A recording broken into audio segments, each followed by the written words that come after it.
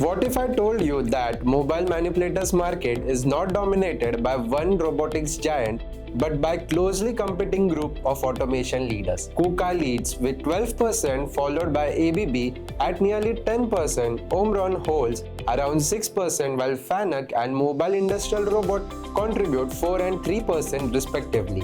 Now here's the twist. Even together, the top 5 companies account for only 35% of the market, leaving significant space for emerging robotics innovators and automation specialists. This is not just about the market share, it is about who is shaping the future of intelligent automation. As AI, autonomous navigation, and collaborative robotics evolve, the winners will be those redefining how machines move, think, and work. Markets move fast, your decision need to move faster.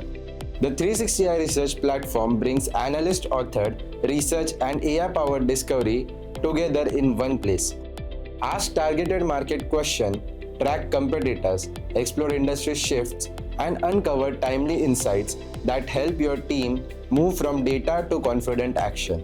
Connect with 360i research and turn inspiring insight into dependable actions.